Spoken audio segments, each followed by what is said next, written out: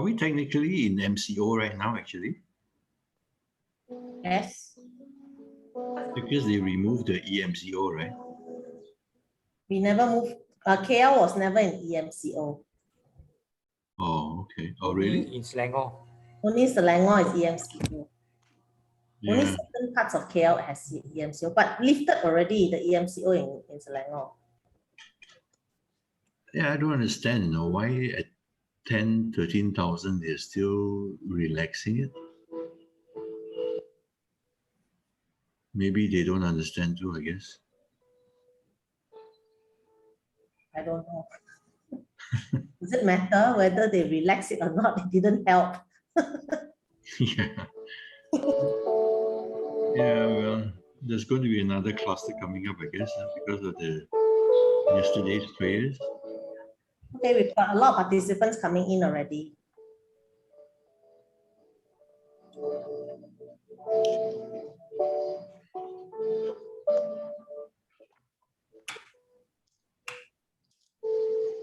Jerry now just join.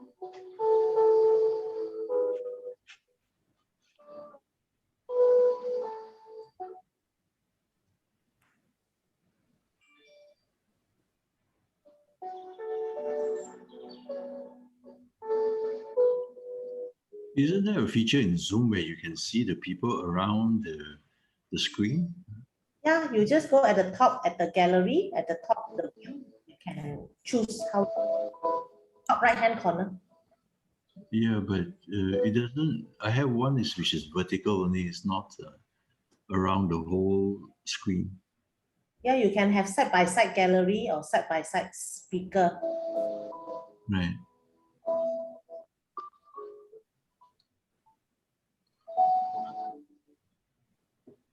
Ah, we're 17 people now. Yeah.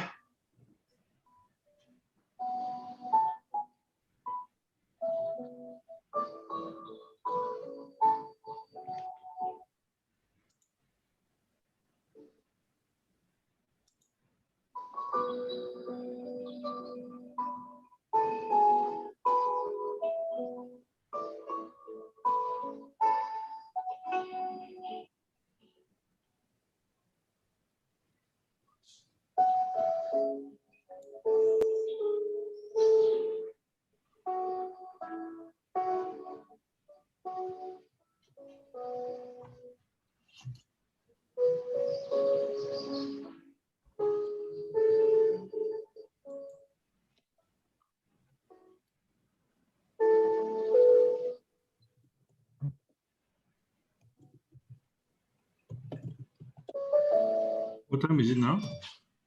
It's 10. We just wait for a little while. We shall wait for a little while more. Okay.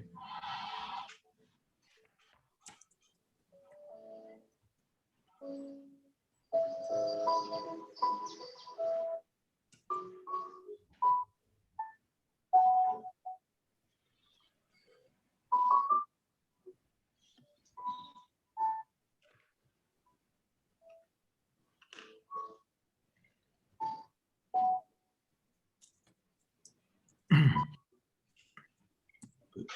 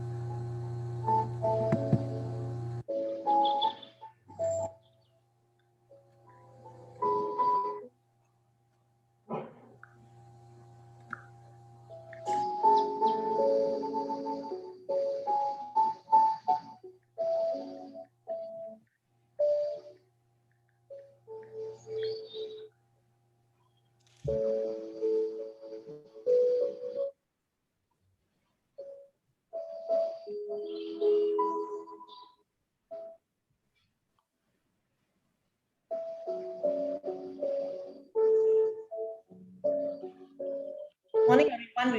We will start in a few minutes. We try to admit a few more people, and then we will start the webinar. Just give us a couple of minutes. Thank you.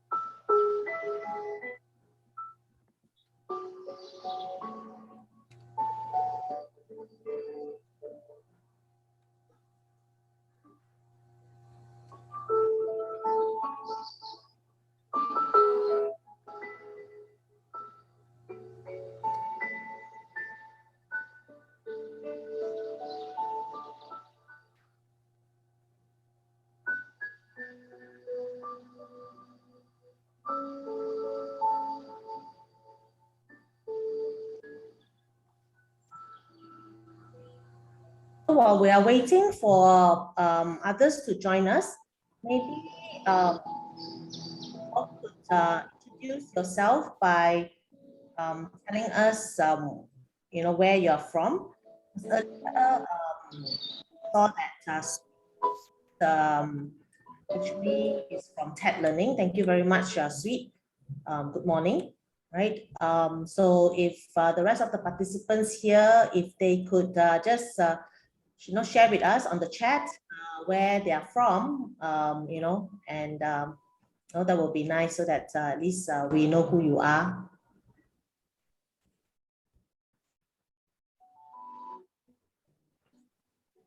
Yeah, hi, my name is James. I'm the speaker for today. I'm from Facemasks.tech. Good morning, everybody.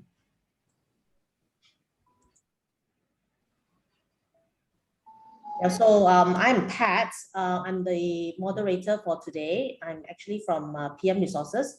We are the organizer of this webinar session.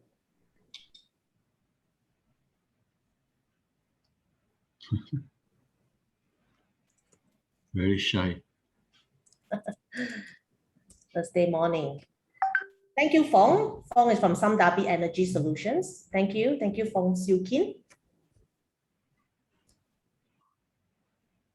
Hi, Harry Lau from Game Definer. Thank you very much. Yeah, it'll be nice if we know where you're from so that, we just break the ice a little bit before we start. We don't need you to speak. You just need to introduce yourself over chat. Yeah. Just let us know where you're from, so that we can have a little bit of interaction going.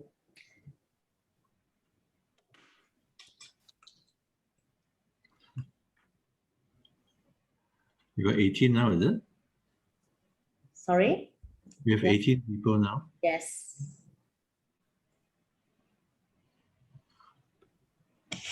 Morning, I think from Totonku Syndrome Berhad. Thank you. Thank you. And Susan from Web Byte Syndrome Berhad. Thank you, Susan.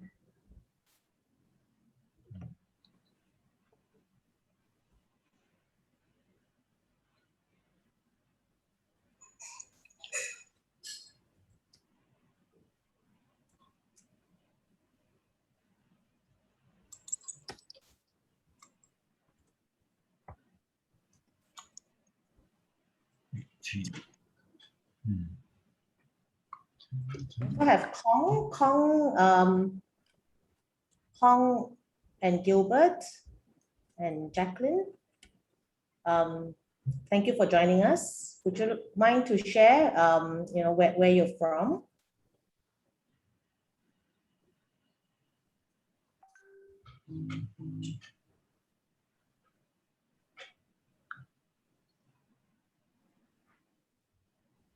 No problem, Gilbert. Thank you. Gilbert from Deswell Packaging. Yeah.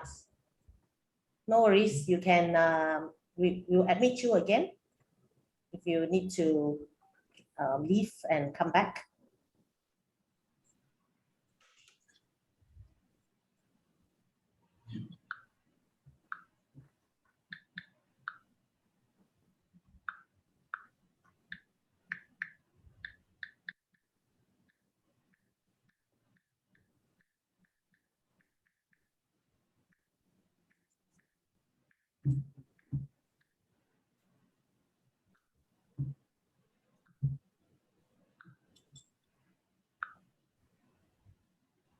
Okay, I think while waiting for others to join us, maybe we can start.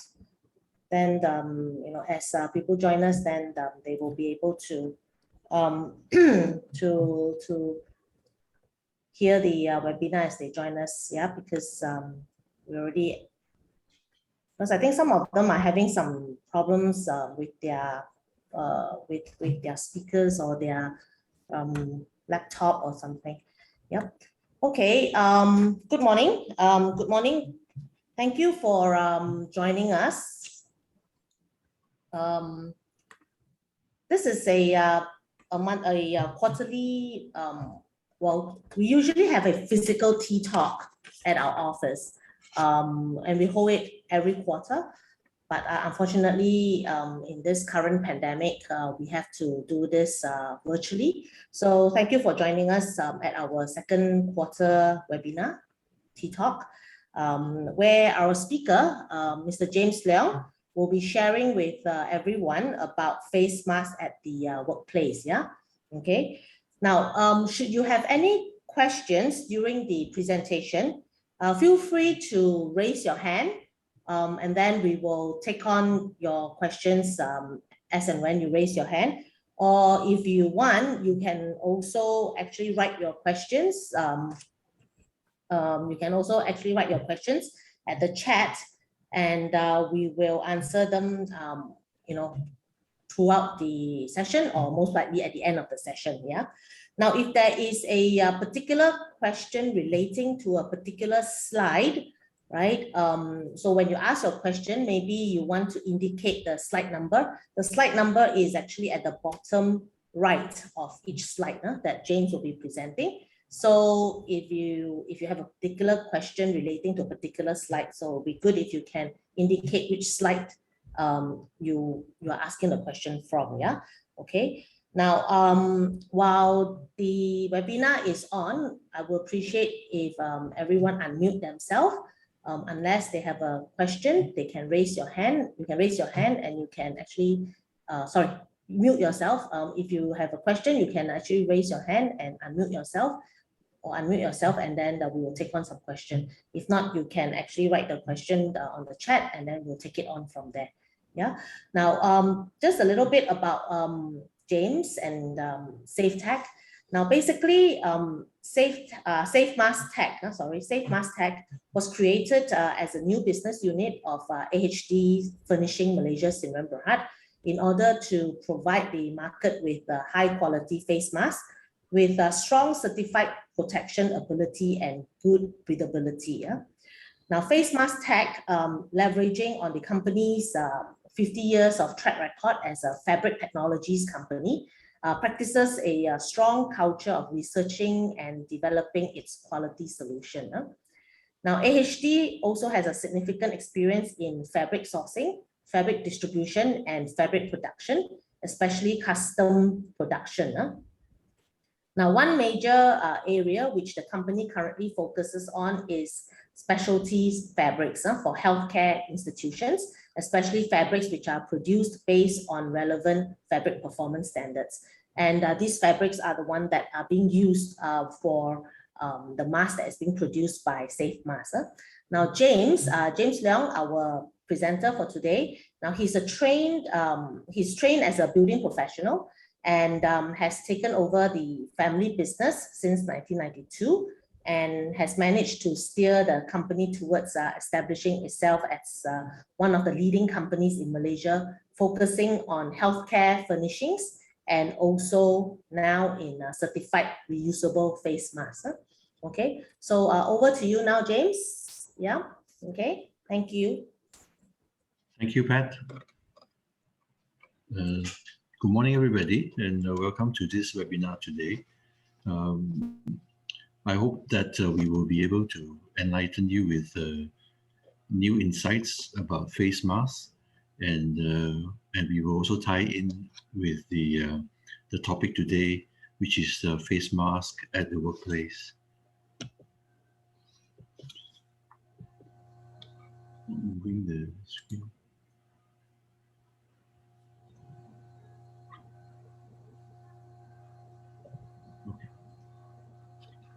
So the topic today is actually questions which the employers should ask about face masks in the workplace.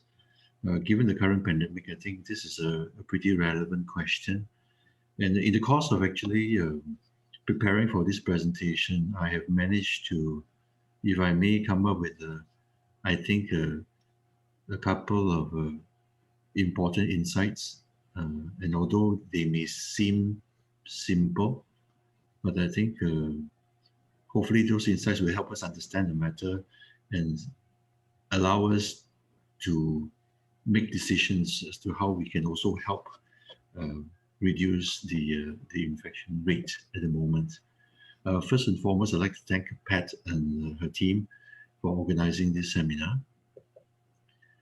Now, today's presentation will come in a few parts. The first part talks about the background to the current situation. I will start off by explaining about what we do. Though Pat has explained already, I'll go in a little bit of detail.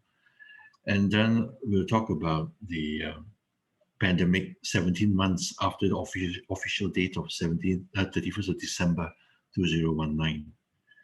We look very quickly at the damage done, where we are at now, ask as to whether when we will recover, what next, many more questions, what have we learned and what we can do. Part two will cover the face mask basics. Simple as it may seem, it is actually a pretty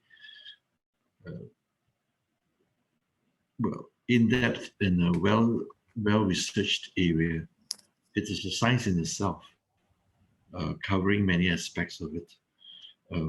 We learned this last year as we started to develop Facemasks Tech.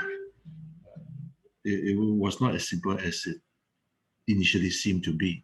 So I hope to share with you these face mask basics, at the very least for you to understand the face mask that you're wearing to protect yourself and the people around you.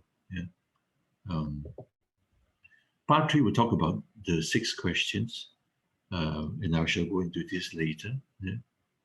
Part 4 will be a conclusion before we do a Q&A, and then we will have a quiz where we Facemasks will give you, offer you a free mask in the event you answer our questions correctly. And I was also prepared additional slides, but those are just basically to use to answer some of your questions. But I hope if we have the time to cover this topic called what to avoid in face masks. We have researched into this, and I think there's a lot of things that people do not understand, and hopefully through this, what to avoid, it's kind of like a case study. It will help enlighten your understanding about face masks. Yeah. So now I'll start with part 1. Yeah. So as Pat has said, that we are actually a soft finishings company. Over the years, we have acquired our understanding about fabrics, how they are produced. We have gone further to work with our manufacturers in China to get them to produce the fabrics to our specification. So we currently focus a lot on hospital fabrics, and one of the key features of the fabrics are that the fabrics must be flame retardant. There was a case in 2016 in Hospital Sultanah Aminah in Johor. The curtains caught fire, amongst other things, and it was ascertained that the fabrics were not flame retardant, or rather it was rather flammable, and which resulted in the sacrifice of 6 lives. So we go into the detail of specifying the fabrics, the flame retardants. There are 2 types, one which is permanent and the other one which is treated. Treated fabrics can be washed off, so we do not supply that. We supply the permanent flame retardant type. So with that as a background, so I'm hoping to share with you that we do have our fabric technologies expertise. And it was with that we embarked into Facemasks Tech. We learned a lot along the way, and we managed to actually come up with a pretty good solution. And that was after we took about 10 months to develop the fabric. Yeah.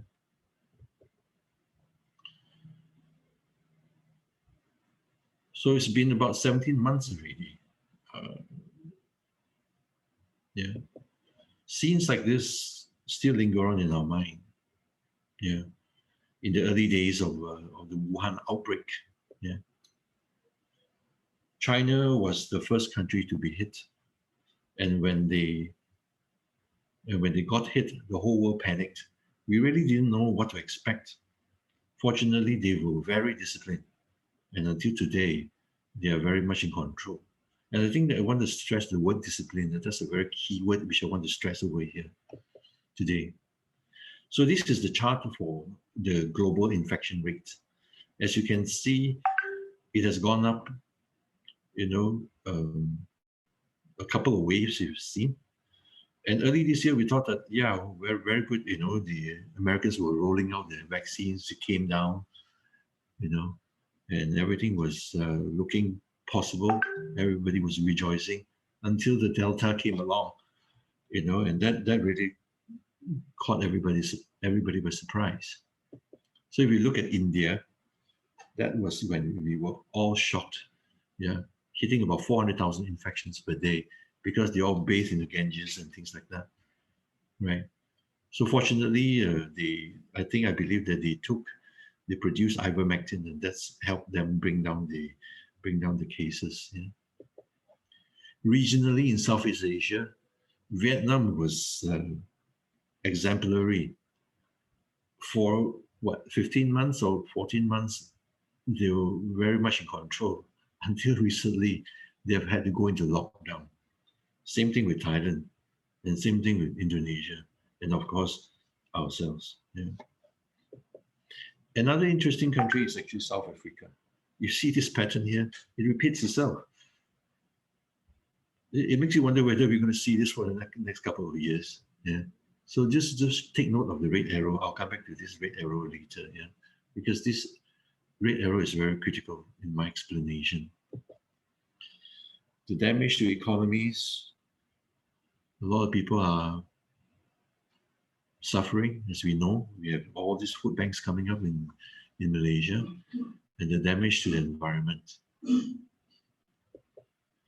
Now, I've done a very simplistic calculation. Yeah, so we just take the size of a face mask, and assuming that 1 billion people use it in 1 year, you actually cover the size of 9 Singapore. If this continues for 3 years and if increasingly 90 billion people use this, you cover 81 Singapore, which is about slightly less than the size of Sabah below. Yeah. That's to give you the size. Now imagine you were going to the sea and you see this sea of disposable face masks. It's quite a serious matter. Yeah. So I've actually also modeled this based on reusable face masks. So assuming that we use reusable face masks which can be washed, that you don't throw it after one use. I use our safe mask as an example. We can actually go up to 180 days of usage on the average. It'll cut down the damage to the environment significantly. So this actually supports the case for the use of the reusable face mask. Yeah. Now, where are we at now? This one is very interesting. The WHO classifies 3 types of variants: variants of interest, variants of concern, and variants of high consequence. So if you think the Delta variant is wreaking havoc, wait till Lambda comes by. And we are fortunate enough today that the WHO has not yet classified any of the current variants as variants of high consequence. Let us hope we will not reach this day. I think if we reach this day, it's going to be pretty serious. Yeah. The pandemic has caused illnesses like long COVID, COVID tongue and COVID fingers, and many more issues that we have never imagined. Yeah. Vaccination is underway. It's done a lot of good, but there are still question marks. Blood clots, heart inflammation, and things like that. Whether it works for on the Delta virus, we still don't fully understand it yet. We have also, fortunately, antiviral therapies, which are drugs, also effectively the repurposing of drugs. Repurposing means that you take the original purpose of the drug and you use it for something else. So like in the case of ivermectin, ivermectin is actually used by the vets to treat parasites. So they've actually taken ivermectin out and tested it on the COVID, and apparently it has worked. In some countries, they are using it. In Malaysia, they have started testing it in May, end of May, and they are hoping to complete the test by the end of September. So that if by the end of September it is confirmed usable, then the Malaysian government will announce the use of the ivermectin for the general public. Yeah. Remdesivir is the only approved drug by CDC. The rest, which I've crossed out with the strike through, are not yet approved by the CDC. Lianhua is being used by China. I did some research. It goes back to as early as May 2020. They have used it successfully. But Lianhua has been around for many years already, used to treat fever and things like that. So at this, for the participants here today, just please take note of this. These treatments. The other treatments below, I just happened to read it 2 days ago. An Israeli lab, they're led by a professor who specializes in the repurposing of drugs. He's tested a couple of thousands of drugs, and these are the 3 that he has actually shortlisted that he hopes that can be used to treat COVID. Yeah. Global recovery. Take a look at the chart. I've just flipped it around, a simplistic flip. If I use that end of 2021, or early 2022. But I don't think that's going to happen with the Delta virus. So 2021 is out of the question.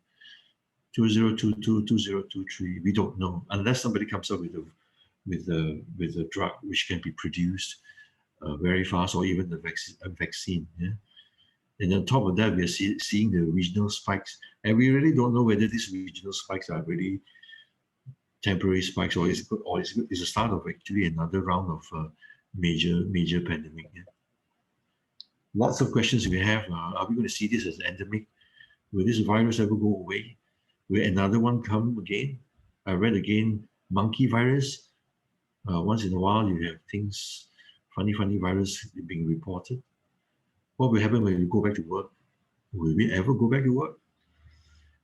Shifting and converging conclusions. I mean, we learn along the way. For example, previously it was said that the virus spreads via three ways. Number one, via droplets. Number two, via aerosols. Number three, via surfaces. Right now, I think the WHO is saying that it spreads mainly via aerosol, which is airborne, which is actually in the air.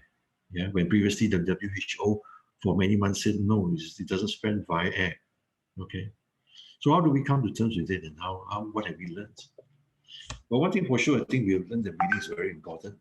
Yeah, when you close your face, then you start realizing, wow, okay, I'm thankful I can breathe. We have learned about the importance of the respiratory protection. Yeah, like the face mask, and I'll show you other types of respirators down later. And we have also learned that life is precious. Yeah? We've perhaps taken this for granted for too long. Yeah? Now, what can we do? Now, before we figure out what we can do, I have managed to identify three underlying patterns. Number one, the virus is evolving. You can't stop that. Number two, fortunately, the solutions are being developed. And number three, the biggest problem that we have is the human complacency, the impatience, and lack of discipline. I think this is the single most major contributor to the problem that we have today. So if you look at the Malaysia chart below, from May onwards, that's when the festive season happened. That's where we see the 10 to 13,000 today. And you can actually apply this to South Africa. I would also say that this is because of the complacency, impatience, and the lack of discipline. Complacency, yeah, it's okay lah. Impatience, no, I really can't take it anymore. I think I better go back to work.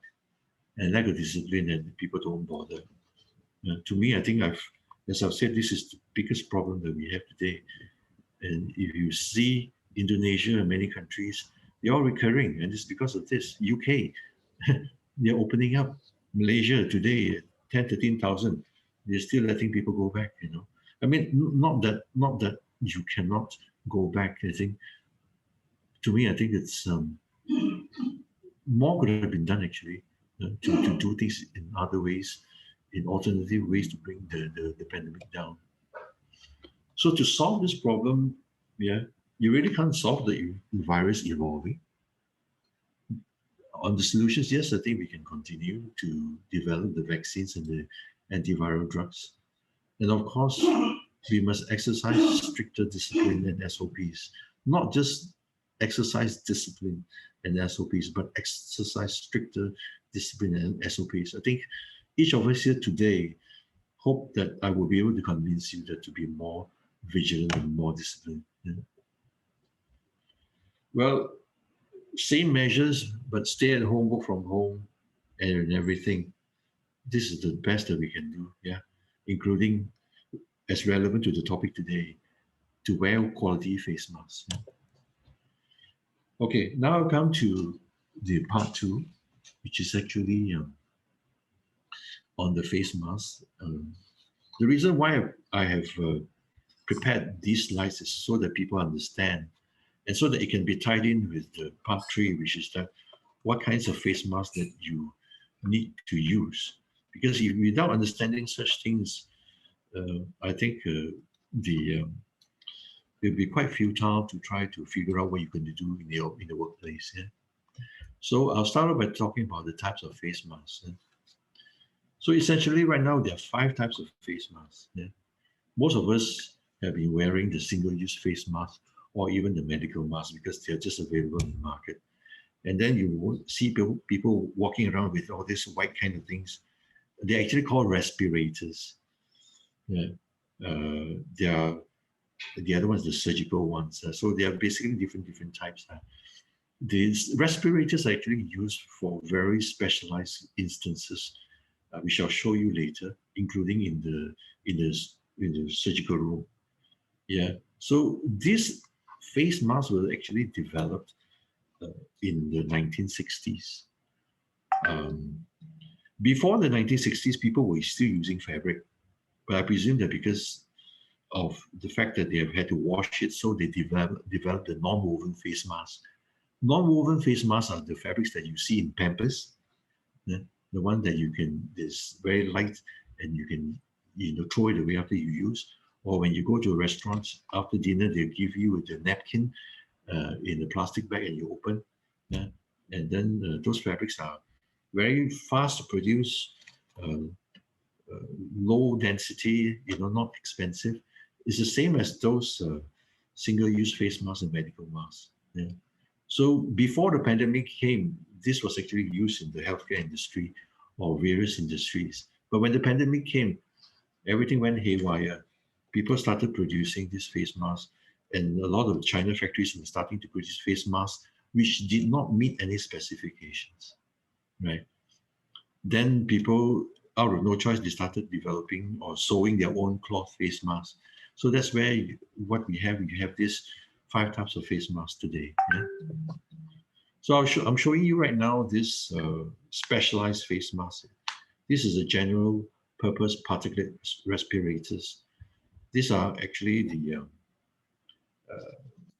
KN95 and N95 and things like that, used in very specialized instances. Used for welding, yeah. Used for nuisance odor relief. Okay. Used in healthcare by surgeons. Yeah. If I could go back, like some of this, if you see in the center, there's a square box. This is actually the air valve. So it allows people to actually take out, push open the kind of the valve so that they can breathe. The maximum they can wear this is actually 4 hours a day. You wear this beyond 4 hours, you're going to faint actually, because you cannot really breathe. Yeah. This is made of 5 layers of fabrics, and it's meant to actually filter out 95% or 99% of particles from going in, So like in this case, the face mask used in healthcare is used to protect both the surgeon and the patient. So sometimes when they operate the surgeon, the blood splurts out. It protects the surgeon. At the same time, when the patient is being opened up, it also prevents the any potential bacterial virus going into the body of the patients. Yeah. So as I've said, actually, this area of face masks is a very advanced area. So when I started researching into this, I realized this has been around for many years, and they are very advanced. We are nowhere near it in this region. Yeah. They have all these SOPs, the thousands and thousands of research, all many regulations. And I think it will be many years before we will come to this point. So I'm comparing the developing countries against the developed countries like US and Canada and so on. I've taken this particular extract from the one SOP, and you can see over here, I read this, and I found out that in some cases where an employee is supposed to go to work in a dangerous environment, there's a regulation stipulating that the employer must provide the employee with a face mask. So testing it to see whether the face mask is fit tested, yeah, qualitatively and quantitatively, yeah. And they will open the bag and they will try to fit their face with the size. And if it doesn't fit, they open another one. So the person will have to remember the size that fits his face. So all this is regulated and documented. So you can understand that, Pat was saying to me, can talk so much about face masks in such a, long period of time. Yeah, there's a lot of things to talk about because it's actually a very well-developed area. And it relates actually to the country's concern for the welfare of their workers. Yeah, and I think we are not there yet. Perhaps one day we will get to this point. Yeah? Okay, now I'll come into the details of the face of this issue here. So I mean, if you really want to solve this issue here, this issue from today onwards and beyond, we really need to understand what we're talking about. And we have this good friend of ours who is about 0.06 to 0.14 microns in size. 1,000 microns is 1 millimeter. And that's how small this one is. Yeah. And as I've said earlier, COVID is transmitted via droplets, aerosols, and surfaces. Droplets is when you sneeze. You can see the small droplets. It's quite small. I can't remember. I have the dimensions there. Aerosols are finer than the droplets. So there's a size that they define it. So when you sneeze, it goes within a few meters. So but when you are infected, when you breathe it out, the virus travels in the air in the form of aerosol and it floats around. Yeah, and of course, as I've noted, it travels via surfaces. So how do we solve this problem? So to solve the droplets transmission, then you need to use water impermeability, meaning that the fabric should not allow the droplets to go through. Aerosols, then you use the particle filtration efficiency test to make sure that the fabric meets that requirement and will not allow the aerosol to pass through. Now, this is interesting. As I've said, the science of face masks over here, yeah? This is actually a science. They actually do a lot of lab tests on things like this. And one of the concepts that they do use is actually called the MPPS, the most penetrating particle size. It's something that you need, I would hope to explain to you so that you can understand. Yeah? So if you see the curve over here, it comes down like this. Yeah. So what it says is that the standard refers to like the Syrian standard or the American standard, yeah, or the British standard. So in this case, we have used the GBT, the China standard, GBT 2626. And the GBT 2626 says that you test it using a 0.3 microns. And you use those particles of 0.3 micron size and you test it on the fabrics. So if you know what's N95 or KN95, it means that that particular mask has been tested using 0.3 microns and is tested that, so not up to at least 95% of, it can actually filter up to 95% of the particles. That means the particles will not go through. 0.3, right, micron, this point, the red line, is the lowest point. So 0.3 is the size that most of the particles will go through. The thing that is funny is that if you go smaller, right, it doesn't mean that it will go through. It means that by virtue of this, the way that the fabric is made, you see this fabric here? It will be higher, it will be able to filter higher, more than 95%.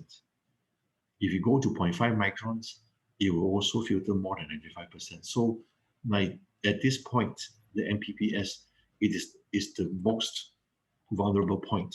Yeah? So as you can see, this is the extent that they have gone to actually research on this face mask fabrics. And I've actually copied from a research journal, yeah? And you can see that this topic here, an overview of filtration efficiency through the mask, mechanisms for aerosol penetration, and these are the researchers. This is taken from one part of the research paper. So I wanted to share with you that this is not child's play. Since the 1960s, they have been developing this, and that's why you get all these specialized respirators, as I've showed you earlier, and they are all tested. There are many, many ways that they've tested these face masks. Now, a very interesting point over here is this, which I hope to cover later. One test you can do is that you can take your face mask, you kind of like elongate it a bit, and you put it under your handphone, or you put it on top of your handphone, or you put it against the window. They call it the Windows test. if you can see the light coming through, that means you have to be careful with your face mask. It goes like this. If you can see the light comes through, it means that you can actually poke your hair through it. Our hair is about 17 to 75 to 181 microns. So I've taken the average of 75. Yeah. So given that the COVID is 0.06 micron and 0.14 microns, if you take 17 divided by 0.06, you get 535. You take 181 divided by 0.14, you get 1250. Means that between, if you're 17 microns, you line up the COVID virus, you will be able to place 535 viruses in one straight line. That means one hole, it can allow so much virus to go through. So last night, I'm in touch with this professor from UK. His name is actually Professor Brian J. Ford. So I remember he had an article. So yesterday he shared with me. I asked him whether he can share with me his photo. Then he told me to take a look at this video over here, the YouTube. If you have the time, you can take a look at it. His number is even more significant than mine. And then what he did was he said, no, this hole here will allow 5 million viruses to go through. One hole, because if you take 2005, you use pi r squared, as for the surface area, you actually get about 4.0 million. So he rounded up to 5 million. So one hole. So you actually have a face mask which you're wearing and you're very happy with it because it's breathable. You better check it first because you're actually allowing breathing in, allowing yourself to be compromised by the virus. Right? So that's why this point of the particle filtration is very important. And I'm hoping to share with people so that they can understand this. Yeah. And this comes back to the fabric type that we produce, the particle filtration test that we use. Our fabric has been tested. As I told you, we took about 10 months to develop this. We did one time fail, 2 times not good, 3 times, and 4 times, and we keep getting better. So if you can see over here, this is a test done by a lab in China. All right, we send the fabric to them, and this is the percentage. It ranges about 99%. So I've taken on the average all these 15 tests.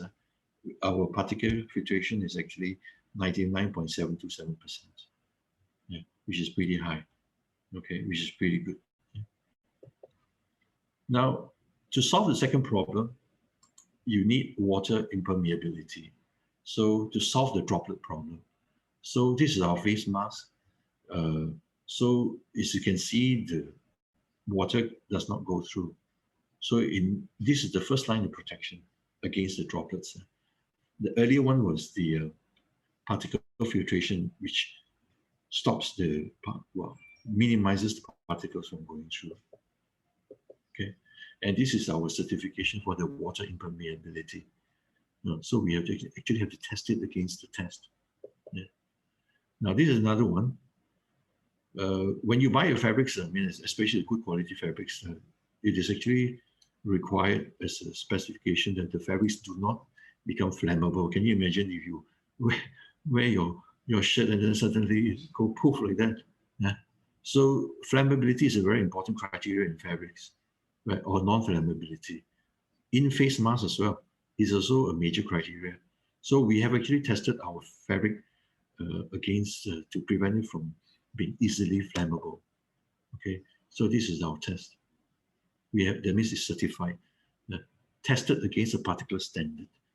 The standard which is created, example, by the Chinese authorities. So like example, in Malaysia, you have Serum.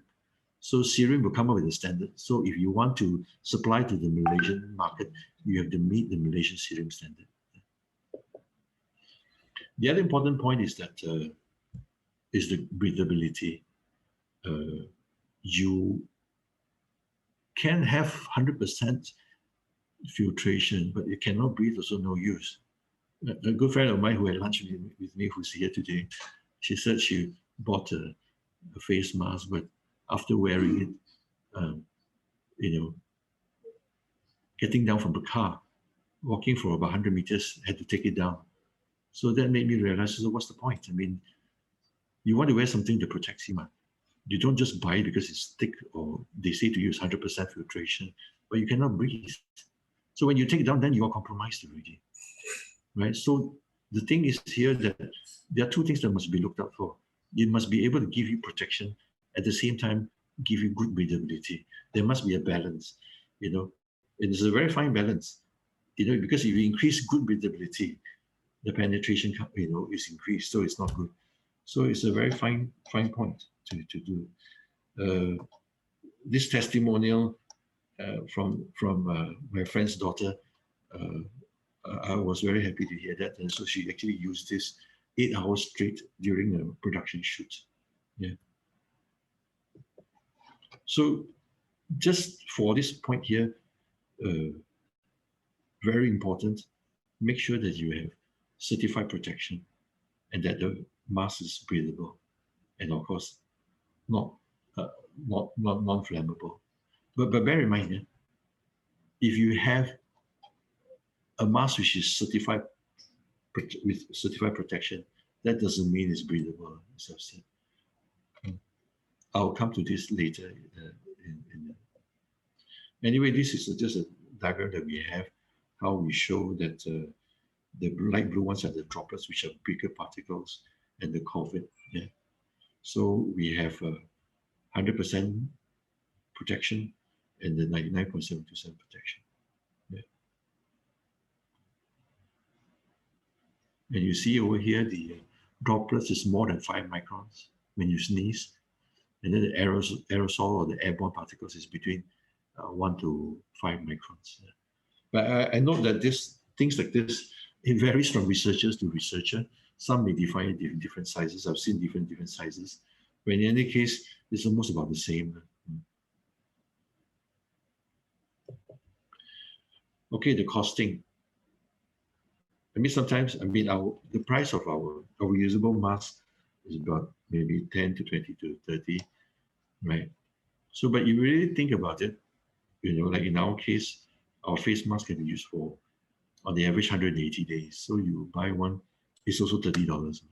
But I know, without realizing it, if you buy one disposable face mask for 50 cents, you're going to pay $90, you know, over a period of 6 months. And if you use N95 or FFP2, which is almost the same as N95, it will cost about $3, and it's $5.40. A friend of mine is talking to a potential client for us, and that particular outlet, that company has a franchise, and they have about 1,000 people, and the company actually allows the staff to buy and then they claim later. So can you imagine the amount of money they have to spend, you know, on this N95 or FFP, and you cannot breathe, you know, mind you. Yeah. So you just don't look at the cost of the face mask just like that. You know, you got to look at it, compare it, what we call on the life cycle costing basis, meaning that you got to put the dimension of time in it to compare.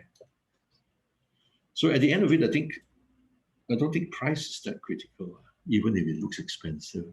As I've said, life is really precious. So better select, you know, the face mask properly.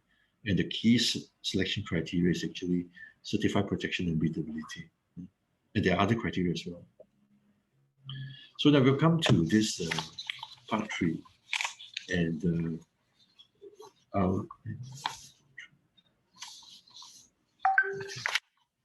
so there are 6 questions here. But to me, I think the first 3 questions are the ones that are most important.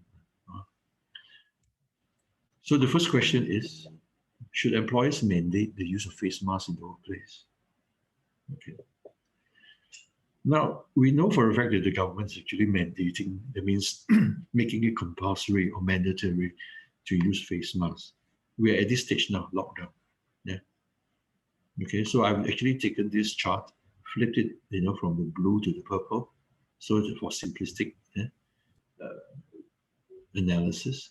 So say that we are now in lockdown and there's a government mandate. So at some point, the government say, okay, I think we can go back already. It's fine. But you still have to wear masks, right? So this is what I call the post-lockdown period.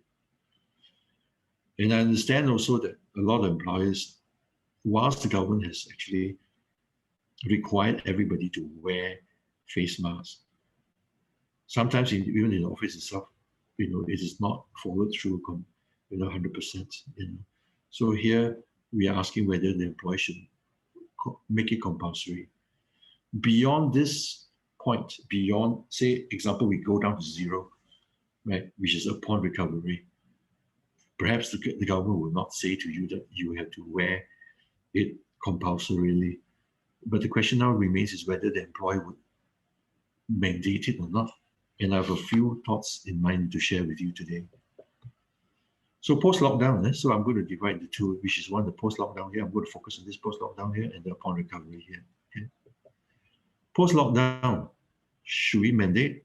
Yes. Why? Of course, we want to support in the prevention of the infection. Remember I said the lack of discipline, even you come down to 500, 100, Australia, New South Wales, 18 also they locked down already. But the point is that I think each one of us must play a role to prevent that infection resurgence. So definitely, yes, you must wear face masks during the post-lockdown stage. I was speaking to some people from the construction industry and or about the construction industry, and they were saying, if you approach the construction companies or rather they would not actually want to buy because they are now cash tight. But then I thought about it, no, I think they have to wear. You know why? If one of them gets infected, they're going to get quarantined for 10 days. The cost of business disruption or shutdown is far more expensive than if you were to, pay for the face mask. So yes, should employers mandate? Yeah, they have to. They have to do so, right? The third stage upon recovery. So now at the point where there is no longer any virus, like example, should we wear? I think people would, because you know why? Say example in the hospital. I mean, if I were working in the hospital, I would tell my boss and say, I think you better provide me the face mask, because I do not know anytime anybody walk in and they got this funny disease, I don't know. So I think people would. Or perhaps in the food industry, maybe restaurants might want to say, hey, please come, you see my people, they all wear face masks. We assure you that our food prep is done in the most hygienic way, right? So I think there may be, I won't say with certainty, I think it's possible that people will start to wear face masks. Now, the point over here is that I'm also saying that it is not only through the employer's mandate, I think employees will start to ask employers to provide the face mask from the perspective of occupational safety and health. Yeah. So it's a new thing. So if you tie it back to the US, where they have heavy regulations, I think the time will come, because I think it's fair and it's important to protect the employees. Yeah. Because a lot of them are actually working in very hazardous or maybe semi-hazardous conditions, and so I think they ought to be given the due protection. The second question is, should employers provide employees with face masks? Yeah. So should they pay for it? Well, I put it in gray because I've answered it in the previous question, but further answers will be like, yes, why not? I think the bosses ought to show the care and appreciation to the staff for their well-being. Or even some employees may not be able to afford such face masks. Or maybe to take it a step further, is an opportunity for branding. What types of face masks are most appropriate? Okay, you've seen this diagram before? The same one. So as I mentioned, from the left, number 2, 3, 4, 5. Number 3, 4, 5 actually meant for specialized fields. It was used widely by the public because people were afraid. but it was meant for surgeons. So I think when we later, post-lockdown, upon recovery, I don't think you'll be wearing this. Number one, you cannot breathe. And number two, you look really weird wearing all this kind of thing, walking to work, with this kind of face mask around. So I don't think you'll be wearing that. Maybe you still don't believe in you still believe in the disposables, then you're too lazy to wash. Then you probably wear the single-use face mask. But I don't think people will use that because it's going to cause damage to the environment. So it comes down to the fabric face mask, which is suitable for the general populace, including people working in the office. So what types of face masks are most appropriate? Yeah, well, certified protection and breathability, as I've explained.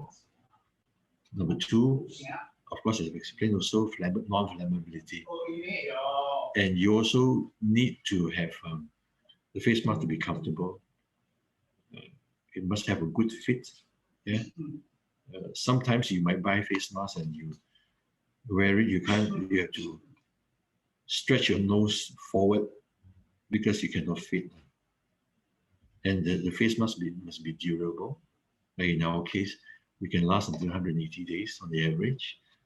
Utility, what I mean here is that we have three types of what I call fasteners. One I can hang around my neck so that I don't lose it, or the other one is a head loop for especially the Muslim ladies who when they wear the what do you call it, the head scarf, they can't tie the ear loop to the ear, so they have to use a head loop.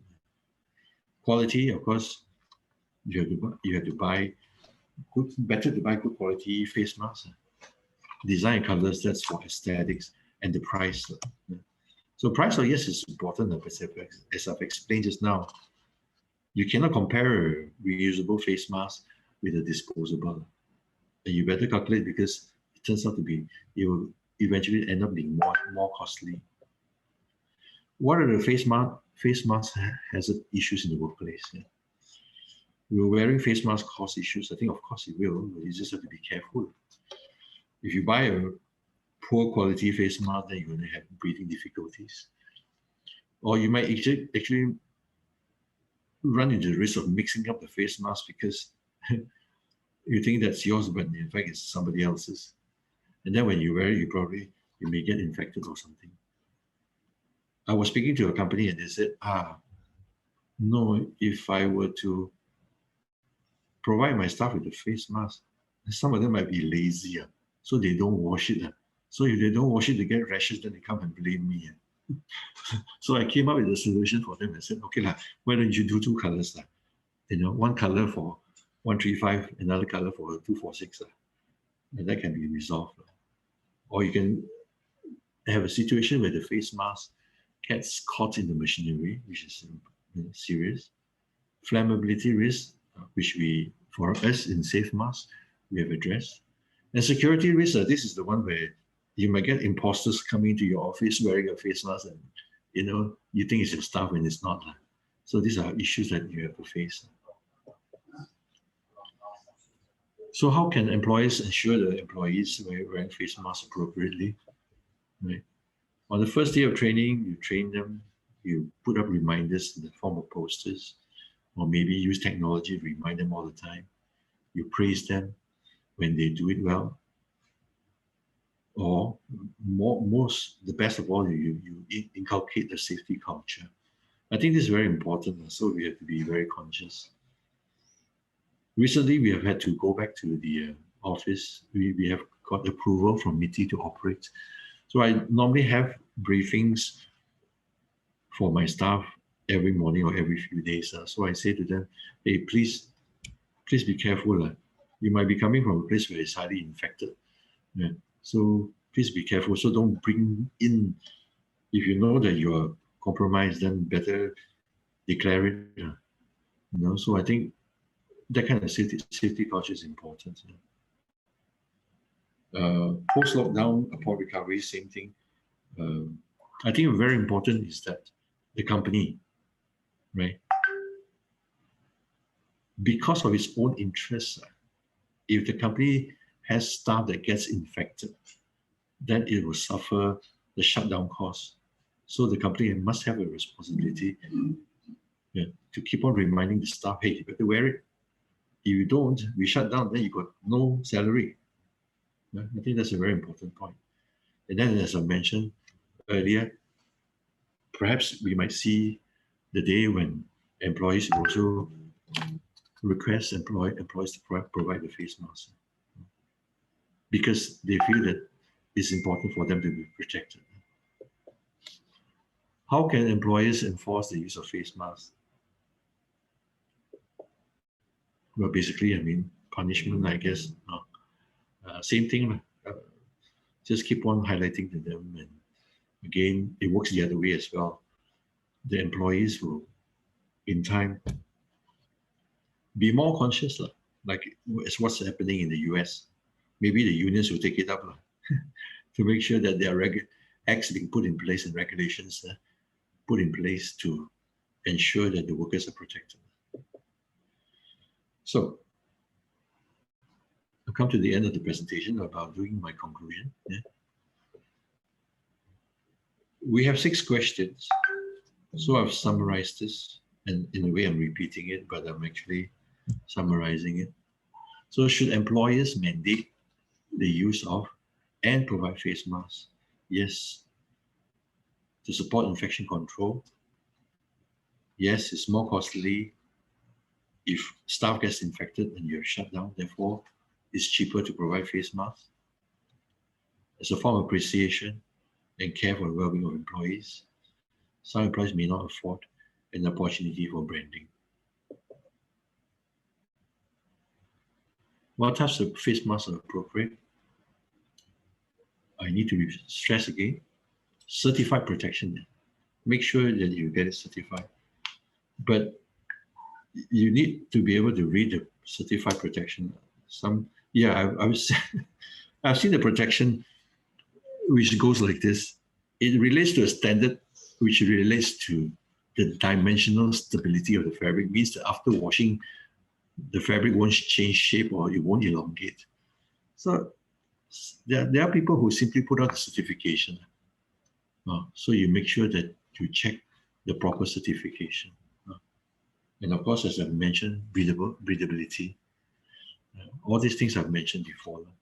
And last, below, I've added the also help save the environment. I think the case for reusable, certified protection and breathable fabric face masks has been put. And I think we also have a responsibility to make sure we help save the environment as well. Oops.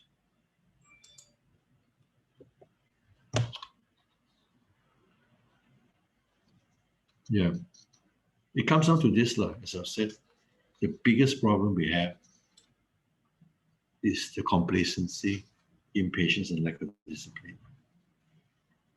Of course, we have the virus flying around, mutating. We have our scientists researching, doing what they can.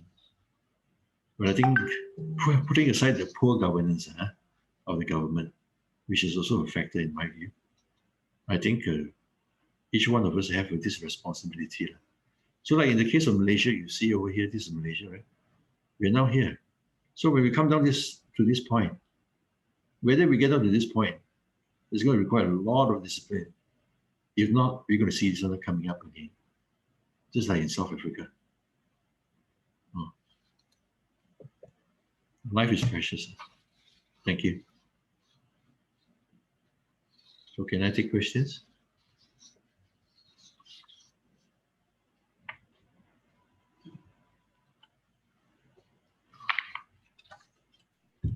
Thank you very much, James, for the very informative session. Is there any questions from anyone? Feel free to write your questions in the chat if you have.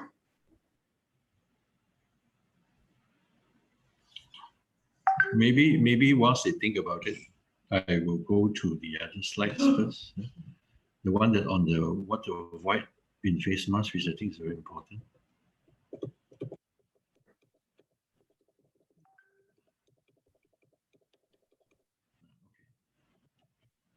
This one is important because you can relate to it, so that you can figure out for yourself whether the one that you're wearing is suitable or not. Because I've seen this. A lot of people saying things and doing things which in my view, is not quite correct. Nice, very nice fabric, beautiful, but very thick. You cannot breathe on this one. So please, you do not judge the face mask by the thickness. Do not decide on the basis of the thickness. So it has to be breathable. It's certainly very likely 100% filtration, right? But you cannot breathe. Same thing. You have a question? Yeah, James, there's a question from Aiting. She asked, are we still required to wear 2 masks as recommended by KKM? And then Elaine Tong also said that, do we still need to double mask if we use the safe mask? I mean, your safe mask tag. Okay. To answer the question, let me explain. You do not need 2 layer, 3 layer, 4 layer, 5 layer, 6 layer, Sure, I mean, the more layers you have, the higher the protection. But if you really want to know the actual percentage of filtration or the protection, you actually have to send the whole thing to the lab to test. That means if you want to know whether double masking gives you the protection, so somebody has to send that. So I do not know whether anybody has done that or not. My guess is that people have been guessing that if you put 1 + 1 together, therefore you get, 50 + 50, you get 100 kind of thing. It doesn't work that way, right? So to answer the question, with due respect to the KKM, this is my personal view. I would concede only if they say they have a testing report saying that, yeah, we have actually sent this for testing, and here it is. This is actually 95% or whatever. But without that, I think a bit hard to justify. Yeah. So that's not to put the KKM down, but I think they say that together with the CDC in the US, because it's a very simple solution. True enough, I think one of the years not so good, right? But two better, but really how many percent, I don't know. They have to test that. We have tested ours. Our fabric is 99+%. So wearing our face mask, we need another one. I personally don't think so. I think it's good enough already. Otherwise, you're suffocating yourself. Yeah, I hope that answers the question.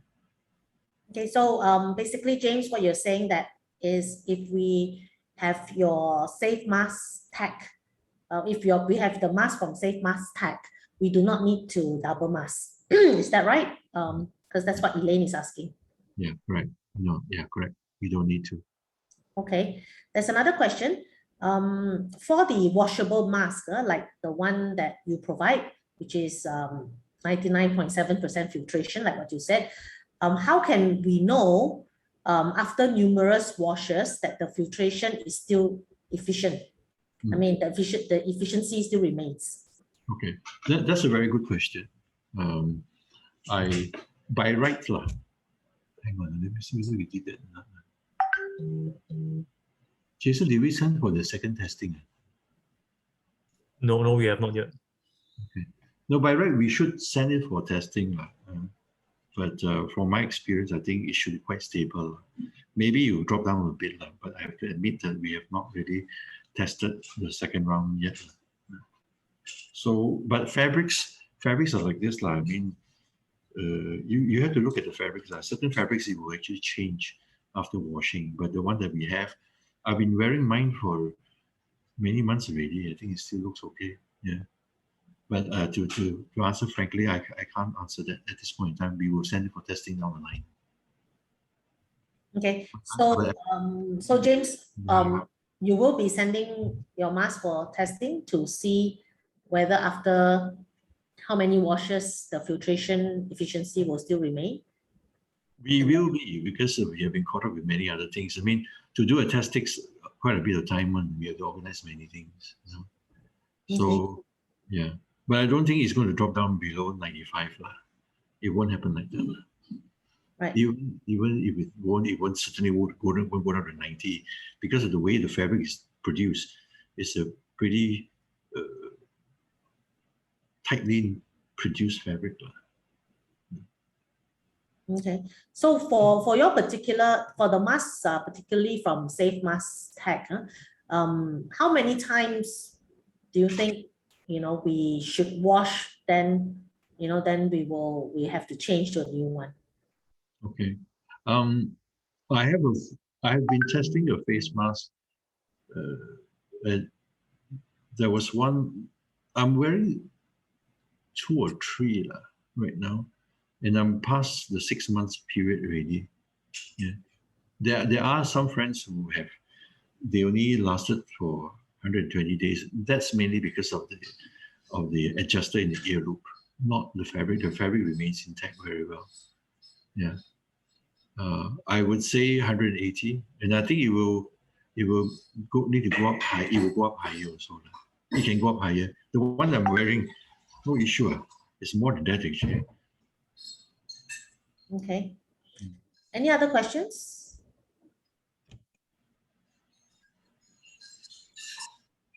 Any other questions from the participants? If you have any questions, feel free to share the chat. Meanwhile, James, do you have any more information to share with us while we wait for some other questions? Let me finish this part on the what to avoid in face mask, which I think is very simple to understand. So as I was saying, that this is don't get the fabric which is too thick, and you also need to test it. Unfortunately, either you buy it or you test it yourself, or you rely on testimonials.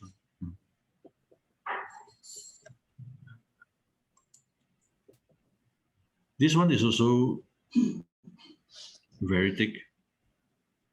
Yeah, and I think somebody commented themselves that, yeah, I don't think this one is so breathable. Now this one is very comfortable, thin, right? But the line comes through. So be careful. You're allowing the virus to come through. This is the filter pocket. So in the earlier days, people want filter pocket and they put the tissue paper inside. Now, I mean, if you value your own life, you wouldn't just just go and wear something. So make sure that you wear something where you know it's protected. So like in this case, sure, I mean, it's thick. You plus the tissue paper is 3 layer, but has it been tested? I mean, no, you don't know actually, right? So in my view, the filter pockets are pointless. Like I said, people say, "Oh, mine is 3 ply, 4 ply, 5 ply." No. It doesn't matter how many ply. It's that particular fabric that must be tested. See, that comes through. Second layer also with 2 layers also come through, right? Maybe it's okay, Yeah, I mean, not to say that our fabric is 100% light cannot go through, but best you have it tested, or at least you buy from them. You say, have you got your particle filtration test? How many percent?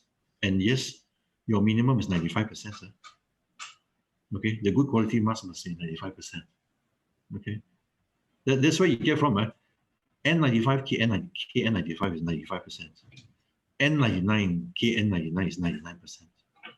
All right. So the higher you go, the harder you find it harder to breathe.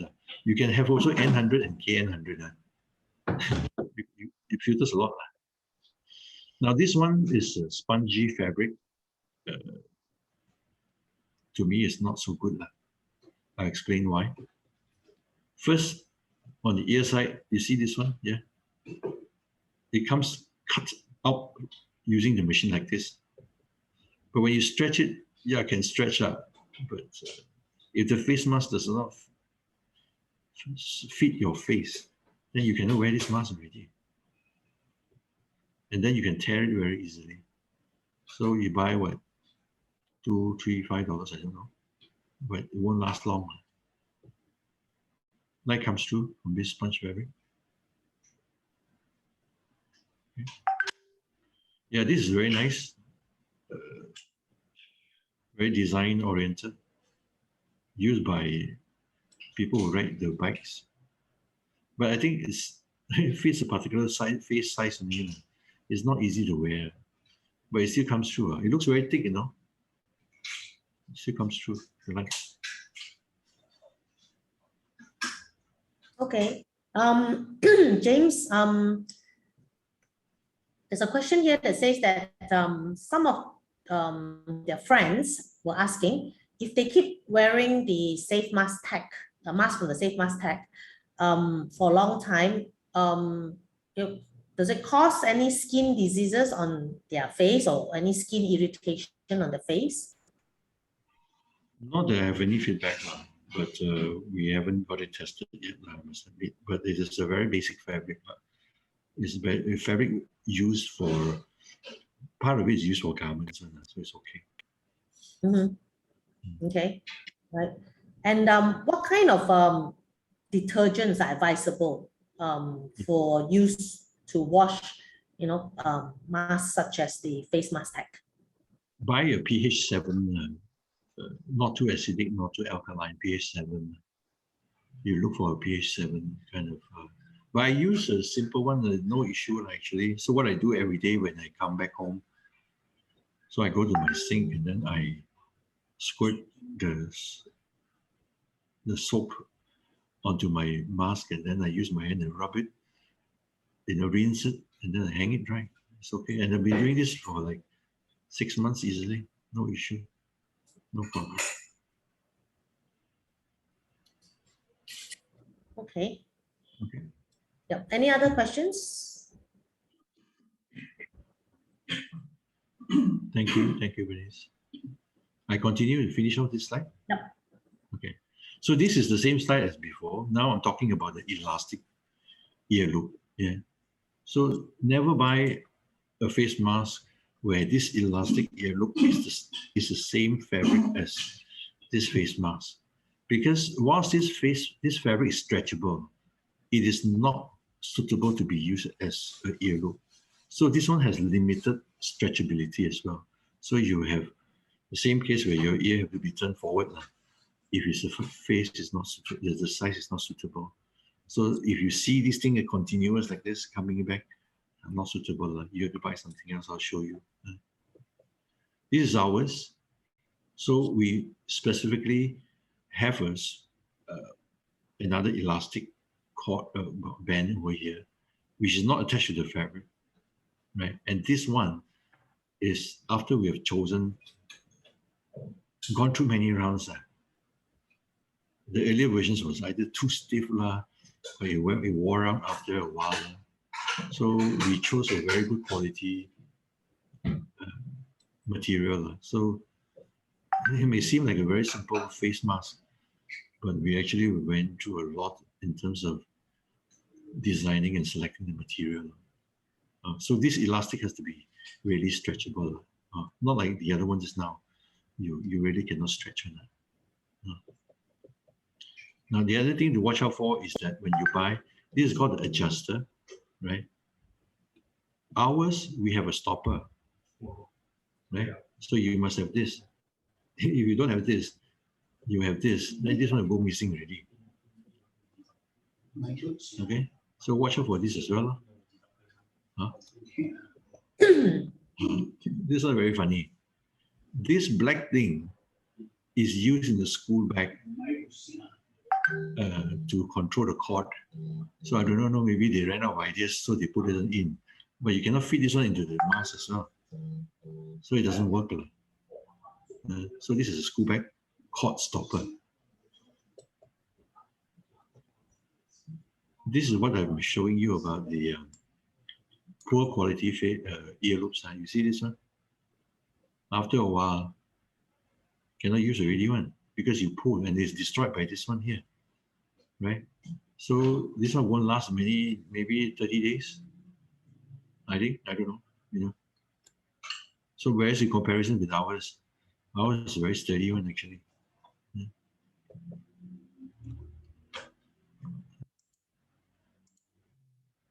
Okay, this is another one.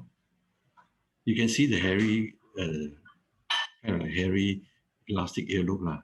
So another sign that it's not really good quality. Like, can you imagine if you wash it, the hair will come out, so it won't last on this one. That's it.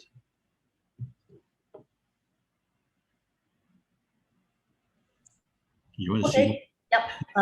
Thank you very much, James. Any more questions? Because if you do not have any more questions, we have. Pat, there's another question at the chat. Oh, You check, okay. see. Latest one. There's another question.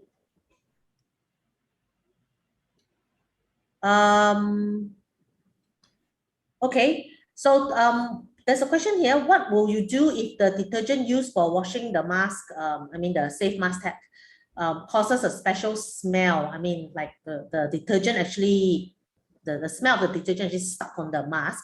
So should they throw the mask away or buy a new mask from you, James?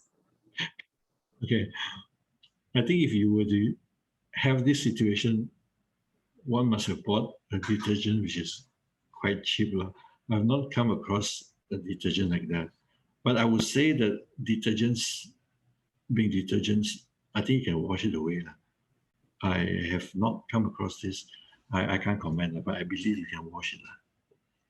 Because after all, the detergents are not meant to stick, unless it's not a detergent and there's something stronger in it that it actually penetrates into the fabric, and I can't tell. Okay. I guess if you washed it with one type of detergent and it gives a funny smell, then maybe change another detergent to try to overcome that original smell, I guess. Yeah. Yep. Okay. I received a question through WhatsApp actually. Is there a need to soak the mask before washing, then drying? I mean, you know, to soak the mask with detergent before you actually wash it and dry it? I think it's okay. That doesn't matter. The fabric can last. I've actually tested it myself. No issue. It's quite durable. It's actually pretty durable. Yeah, but is it required to be soaked? Only if you want to. I don't see a problem with that. But maybe you also don't soak too long. I think. Yeah, because I think if you soak too long, then you may attract bacteria into in the water. Yeah. Yep, I think yeah. Okay, there's a question from Fong Siu Kin asking, can the mask be soaked with Dettol instead of detergent? I haven't tried though, so I can't tell you. I think it should be okay.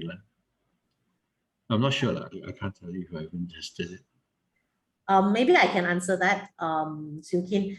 I have a couple of face masks from Safe Mask Tag. I actually do soak it with Dettol. Okay, so I soak it with Dettol, then I wash it with normal detergent so that when I wear it, I don't smell the Dettol all the time. Yeah, so it's not a problem. Yeah. Thanks for that. So it's still working? Yeah, it's still working. Yeah, so because I want to sort of like kill the germs, I guess, with Dettol first. But then I didn't want to just wash it with Dettol, because then after when I wear it, I will be smelling Dettol the whole time. You know, like what TK said, you know, about the funny smell. So after soaking with Dettol, I actually wash it with normal detergent, and it's fine.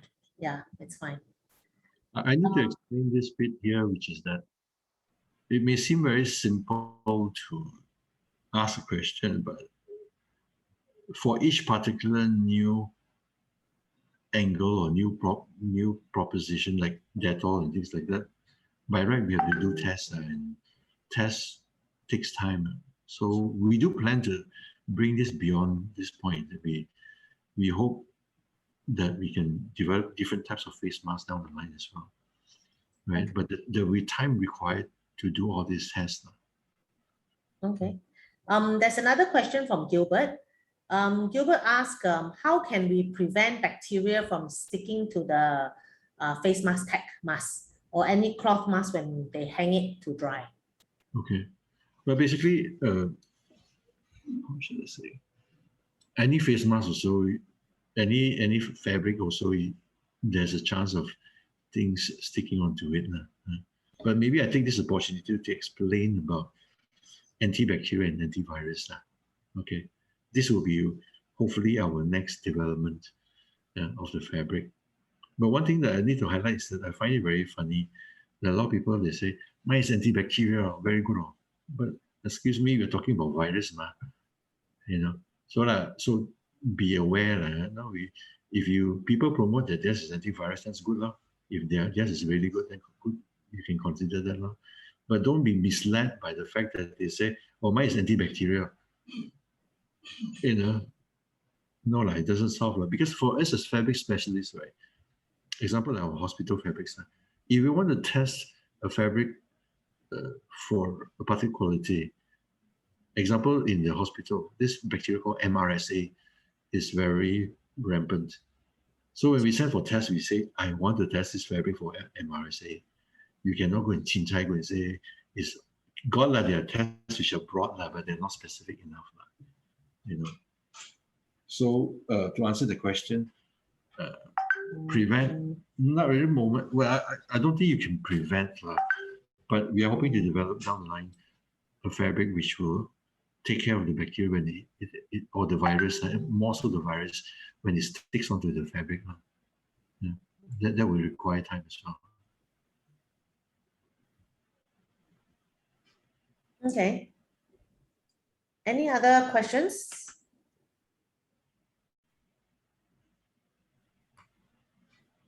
If there's no question, we have questions for you.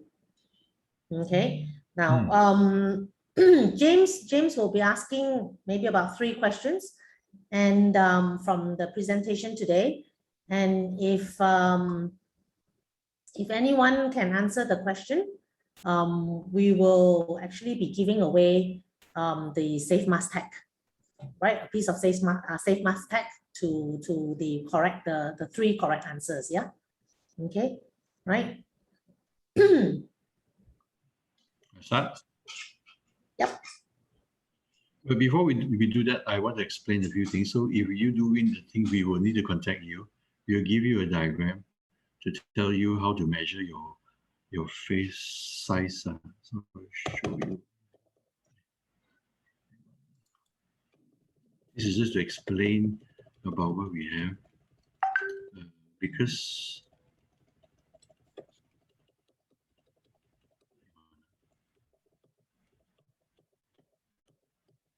this one here, okay. So we took put in a lot of effort in designing our face mask. That's why we took 10 months. So it is designed to fit. So this is explained, but so for the winners, we will give you a schedule. We'll teach you how to measure. So you measure from the middle of your eyes, which is here, yeah, and right to the tip of your chin, not below, not here, not here, but at 45 degrees angle. So make sure you measure this correctly. You measure this wrong, you get a face mask you cannot wear already. So please, but anyway, the underlying point is that I've tested a couple of face masks that some of them cannot wear one, too small or too tight. So that's why we designed this. So just to let you know in advance.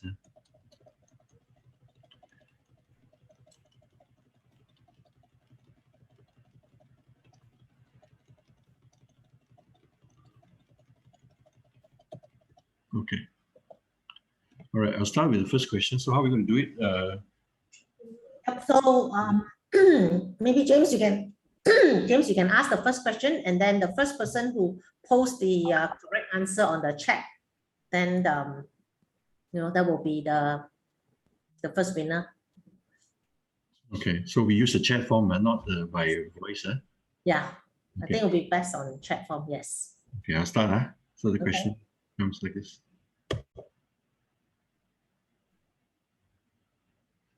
So the first question that is the particle filtration efficiency of Facemasks.tech face mask fabric is how many percent? So how many percent is the particle filtration efficiency for the Facemasks.tech? I need to qualify the people who are part of our organization cannot participate. Yeah.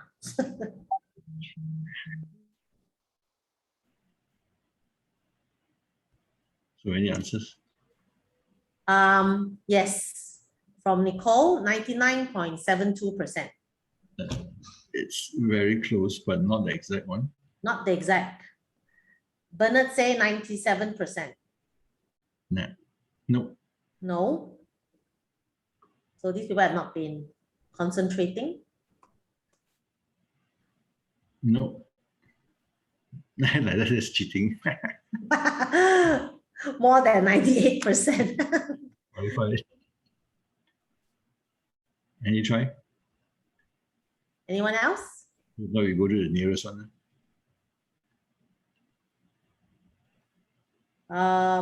Bernice say 99.57%. No. Nope. So we have 99.72, 97, 99.7. Gilbert say 99.7%. Sukin say more than 98%. Bernice 99.57%. We close it. See, Yep. last call. Anyone else?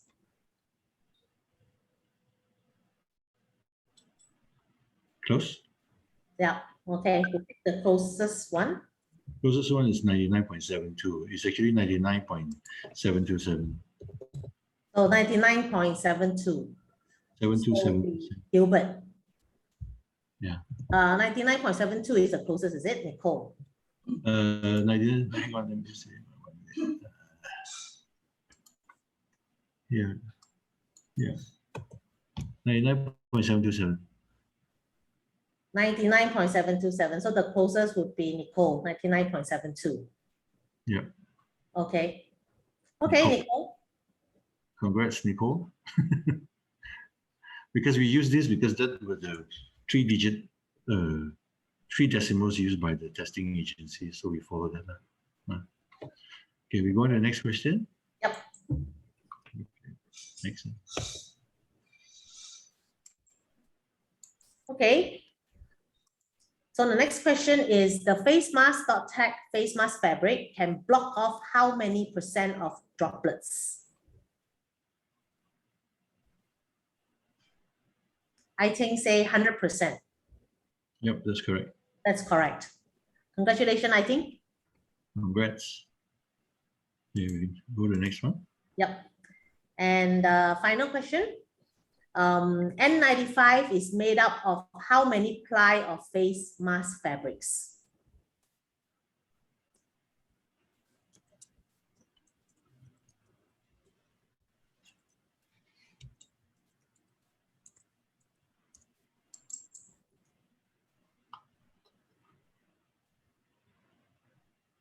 So N95 is made up of how many ply of face mask fabrics? Sukin say 1. No, that's not correct. Sweet from Ted Learning say 4 layers. Not wrong. No. They're all busy Googling now. Oh yeah, I should have been Googling. Bernard say 5 layers. Yeah, that's correct. Okay. Bernard. It's actually 5 layers of fabrics that compress it together. Okay. Congratulations, Bernard. Yep, it is 5 compressed layers. Yeah. Whether there was a tikam or Google. Okay, that's all, James, from the 3 questions. Yep, that's it. Yep. Okay, so we will be contacting Nicole and Aiting and Bernard on to get the measurement of their mask, right? And then we will send you the a mask from Facemasks Tech, yeah, so that you can experience the beauty of the mask, yeah. In PM Resources, our company, we have also got a couple. We also have you know, cotton mask from Facemasks Tech, right? For our colleagues as well, yeah. Okay. Right. Any other questions before we end? Anything else, James, from your side? No, I think it's okay. I think I'm very happy that at least I've been able to share it with the people. I think it's very important. I mean, it's not a very critical matter, but it's still critical. Anyway, we are now in the process of revamping our website. Hopefully, we can put in more information in there, more educational material. I think example, yeah, about certification. About face mask misconceptions and things like this. So hopefully you can check there, or you can check in our Facebook or in our LinkedIn. But this will be done over time. We need time to prepare those materials. Yep. Okay. So if anyone is interested or have any inquiries or have interest in the Facemasks.tech mask, right? You may send us an email at enquiries@pm-resources.com, and then we will take it on from there with James. Yeah.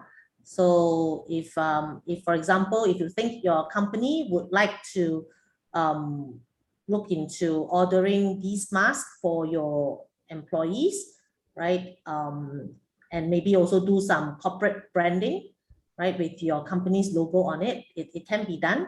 Okay, so do send us an email, and then we'll take it on from there. Yeah. Okay. Right. Thank you, everybody. Okay. Thank you very much. Yep. Thanks, Mandy. Thanks, Yukin, for joining us. Right. Thank you. And thanks, Elaine, as well. Okay. Right. Okay, thanks, James and Pat. Thank you. Yep. Thank you. Bye-bye. Thanks, Pat. Thanks, Verini. Yes, Thank thanks, you. TK. Thanks. Thank you. Thank you. Right. Bye. Bye. Thank you.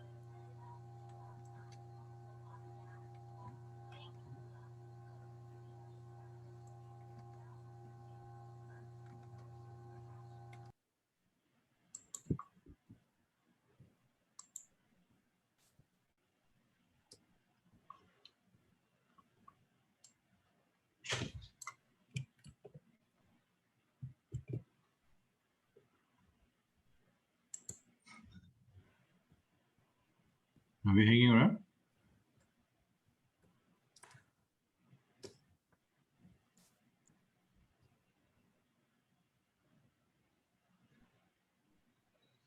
Okay, bye-bye.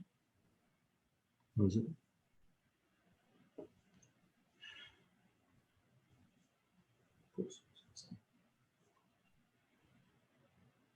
Already. Yeah, okay. Right.